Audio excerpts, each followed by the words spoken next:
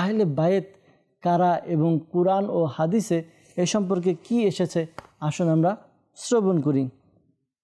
আহলে বায়েত বলা হয় প্রিয় নবী সাল্লাল্লাহু আলাইহি সাল্লামের বংশধর যারা রয়েছে, বিশেষ করে প্রিয় নবী সাল্লাল্লাহু আলাইহি সাল্লাম সহ আলীউল মুর্তজা শেরে খোদা হযরত আলী রাদিয়াল্লাহু তাআলা আনহু, এরপর ফাতেমাতুজ জহরা রাদিয়াল্লাহু তাআলা আনহা এবং ইমাম হাসান ও ইমাম হুসাইন রাদিয়াল্লাহু তাআলা আনহুমা, তাদেরকে আহলে বায়েত বলা হয়। আবার আরেক জায়গায় আবার তাদেরকে পাক পাঞ্জাতনও বলা হয়। আবার বলা হয় প্রিয় নবী সাল্লাল্লাহু আলাইহি সাল্লাম সকল বংশধর যারা রয়েছে তাদেরকে আহলে বায়েত বলা হয়। আহলে বায়েতের প্রতি আমাদের ভালোবাসা থাকা আবশ্যক। জি হ্যাঁ ছোট্ট বন্ধুরা, আমরা তো অনেকে বলি আমি নবীর আশিক, নবীকে ভালোবাসি। তো শুধু নবীকে ভালোবাসবো এমনটা নয়, নবী পাক সাল্লাল্লাহু আলাইহি সাল্লামের যারা পরিবার পরিজন রয়েছে তাদেরকেও ভালোবাসতে হবে। কেননা আল্লাহ পাক কুরআনে পাকের মধ্যে নাজিল করেছেন আয়াতে মুবারাকা। কি নাজিল করেছেন?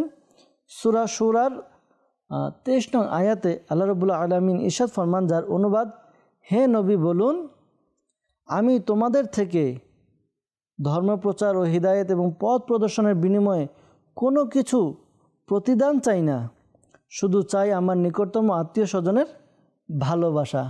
অর্থাৎ এই হাদিসে এই আয়াতে কারিমা থেকে বোঝা গেল নবী করিম সাল্লাল্লাহু আলাইহি ইসলামের যারা আত্মীয় স্বজন রয়েছে তাদেরকে ভালোবাসা এটা আমাদের জন্য আবশ্যক।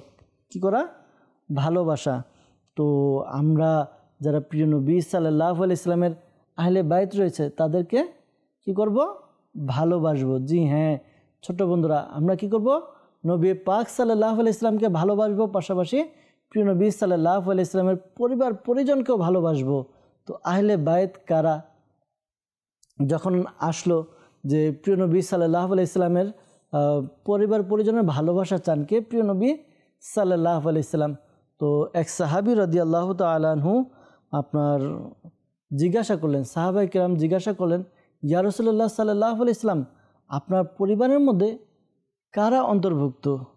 তখন আল্লাহ নবী সাল্লাল্লাহু আলাইহি ওয়াসাল্লাম ইরশাদ ফরমান, তারা হলো হযরত আলী রাদিয়াল্লাহু তাআলা আনহু, হযরত ফাতেমা রাদিয়াল্লাহু তাআলা আনহা এবং তাদের সন্তান ইমাম হাসান এবং ইমাম হুসাইন রাদিয়াল্লাহু তাআলা আনহুমা।